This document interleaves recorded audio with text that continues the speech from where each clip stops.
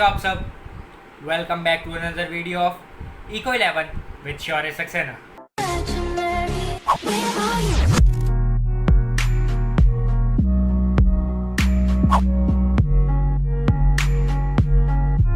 तो चलिए आज का हमारा जो टॉपिक है वो शुरू करते हैं। बहुत अच्छा चैप्टर है, आसानी से समझ में आएगा। इसकी प्रीवियस वीडियो भी आपको बहुत अच्छी लगी होगी, मुझे अच्छे से पता है। तो चलिए शुरू करते हैं।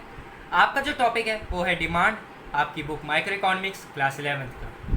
आज हम पढ़ेंगे कि चेंज इन डिमांड और चेंज इन क्वांटिटी डिमांड क्या होता है। तो हम वो शुरू करें उससे पहले मैं आपको बताना चाहता हूँ एक ऐसा क्वेश्चन जो आपने अपनी डे टू डे लाइफ में बहुत जगह सुना होगा, अपने फादर से, अपनी मदर से। ऑफकोर्स आपको भी वो क्वेश्चन आया ही होगा दिमाग में कभी ना कभी। वो क्वेश्चन है कि जब भी किसी कॉमोडिटी का प्राइस कम हो जाता है, यानी जब भी किसी गुड का प्राइस कम हो जाता है तो उसकी डिमांड क्यों बढ़ जाती है।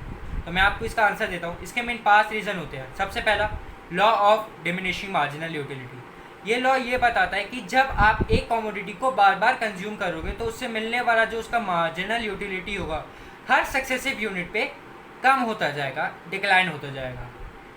दूसरा जो इसके अंदर इफेक्ट आता है, मतलब रीज़न होता है, वो होता है आपका income effect. Income effect refers to the effect on the quantity demanded when the real income of the consumer changes with the change in the price of the commodity. यानी जब price of the commodity change हो जाता है तो उसकी वजह से जो रियल इनकम है उस पर जो चेंज आएगा वो आपका काम करता है डिमांड की क्वांटिटी पे। अब रियल इनकम क्या होती है? रियल इनकम वो इनकम जो आप अपनी सेविंग्स करते हो अपनी इनकम से हटके। यार वही सेविंग्स जो आप कभी मतलब कहीं छिपा देते हो, सोफों के नीचे, अपने बैग के अंदर डाल के छोड़ देते हो, अपनी बुक्स के बीच में, कहीं पर भी, वो आपकी होती है सेविंग्स। अब अगर किसी भी गुड का प्राइस कम हो जाता है तो आपकी रियल इनकम बढ़ जाएगी। कैसे? अगर आप कोई भी गुड लेने गए, उसका आपको पता चलता है प्राइस कम हो गया, तो आप उससे कम पैसे दोगे, आपके पैसे बच गए जो आपके जाएगी अब रियल इनकम में। तो इससे आपकी जो डिमांड है वो अब बढ़ जाएगी किसी और गुड के लिए। क्लियर? अब हम बात करते हैं इसके थर्ड रीज़न की, वो आता है आपका सब्स्टिट्यूशन इफेक्ट। अब सब्स्टिट्यूशन इफेक्ट क्या होता है? सब्स्टिट्यूट गुड्स आप जानते हैं कि जब दो गुड्स एक दूसरे की जगह पे यूज़ हो सके, है ना। तो अब सब्स्टिट्यूट गुड में अगर किसी भी एक गुड की अगर प्राइस बढ़ जाता है तो दूसरे की डिमांड बढ़ जाती है। तो यही चीज़ है कि अगर एक का प्राइस बढ़ जाएगा तो आप दूसरे की डिमांड को बढ़ा दोगे। अब हम बात करते हैं इसके फोर्थ पॉइंट की। तो फोर्थ पॉइंट इसका ये बताता है कि इसके अलग अलग यूज़, डिफरेंट यूजेस। अब मिल्क है, अब मिल्क का जो है वो उसके अलग अलग यूज़ होते हैं। उसको आप एज अ कर्ड, उससे कर्ड भी बनाते हो, उससे घी, और उससे चीज़ बनाते हो।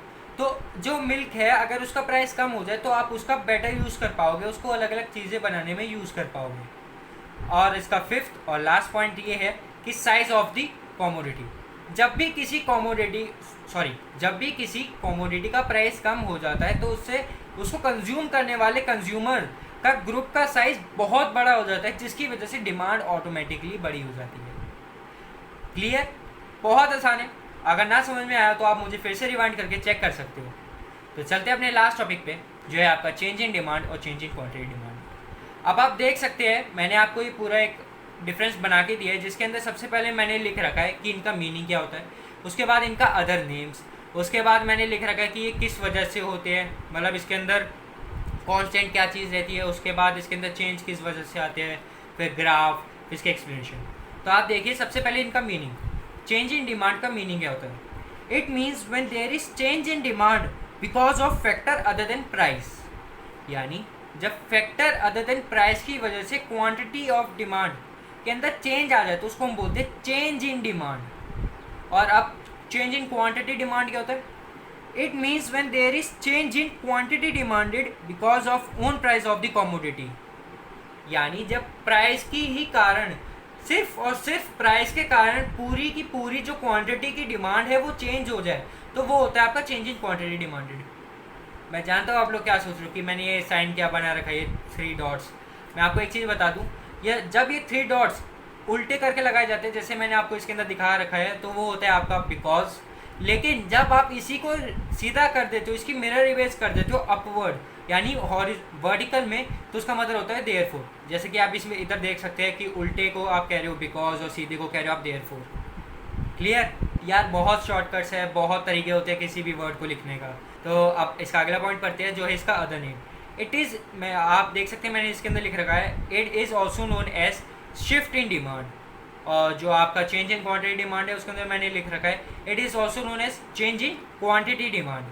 सॉरी इसके अंदर मैंने लिख रखा है it is also known as movement in demand curve और change in demand shift in demand curve. अब बात करते हैं अगले पॉइंट की, तो इसके अंदर कौन सी चीज़ कांस्टेंट रहती है। अब आप देख सकते हैं मैंने चेंज इन डिमांड के अंदर लिख रखा है कि price of the own commodity remains constant and in change in quantity demanded factors other than price remain constant. यानी जब आप चेंज इन डिमांड के बारे में पढ़ रहे हो तो आप प्राइस ऑफ द कमोडिटी को कांस्टेंट रखते हो ताकि आप अलग चीज़ों से पूरी तरीके से जानकारी प्राप्त कर सको, जानकारी को गेन कर सको। और जब आप चेंज इन क्वांटिटी डिमांडेड को पढ़ते हो तो आप क्या करते हो, आप फैक्टर्स अदर देन प्राइस को कांस्टेंट कर देते हो क्योंकि उस समय आपका सिर्फ प्राइस के साथ ही रिलेशन होता है। अब हम बात करते हैं इसके अगले पॉइंट की, तो इसके अंदर चेंज किस वजह से आता है। तो आप देखिए चेंज इन डिमांड में मैंने क्या लिख रखा है कि there is shift in demand that is demand curve shifts to right और लेफ्ट। और change in quantity demanded there is movement in demand curve that is demand curve move to extension और कॉन्ट्रैक्शन। अब ये चीज़ जो है मैं आपको इस ग्राफ के ज़रिए समझाऊंगा। जैसा कि आप इस ग्राफ के अंदर देख सकते हैं, चेंज इन डिमांड के ग्राफ के अंदर आप देख सकते हैं कि मैंने एक ग्राफ बना रखा है जिसके अंदर मैंने तीन लाइंस बना रखी है, जिसमें से पहली है डी, उसके बाद D1, उसके बाद D2।